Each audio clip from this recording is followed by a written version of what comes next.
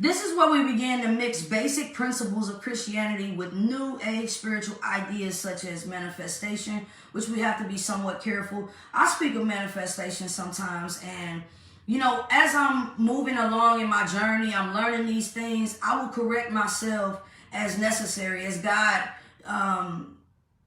what is conducive to what he wants me to do. I will correct myself along the way. All right. So just know that I'm not speaking from a point of view where I'm here and you're here, or I feel that I'm better than anybody. I'm not. I'm throwing these principles out there because we all in this together. And I am a sinner as well who's trying to work my way out of the things that have overcome me. All right. Trust me, I understand that sin can be delightful. Sometimes it feels too good. And that's why we get wrapped in it and don't want to get wrapped out of it. But tonight we're going to discuss some of those new age spiritual beliefs that will lead you astray if you get too far left in them, okay? So let's be clear.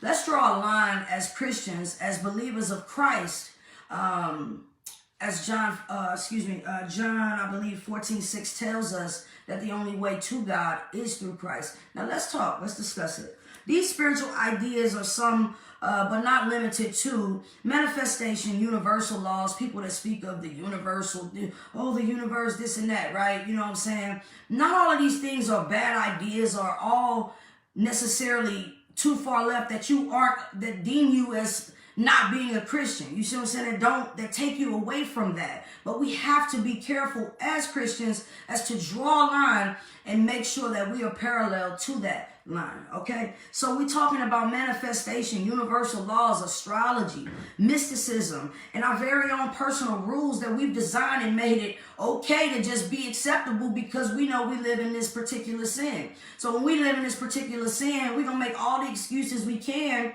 for why it's okay for us to continue in our sin, right? As opposed to having to work our way out of that sin. And many people, all of us do that, myself included. We all make excuses for why we should sit a little bit longer and enjoy our sin just a little bit longer before we actually make the change. But I'm going to explain to you all why it is very important to get on to the mission and stop procrastinating and putting off what you need to do with God. For one, we don't know when our time is. So it's like being involved in a game that you didn't even ask to play in, right?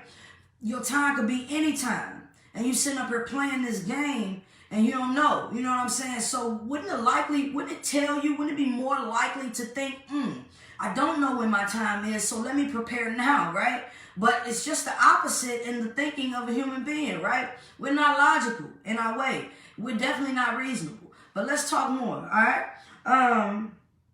So as I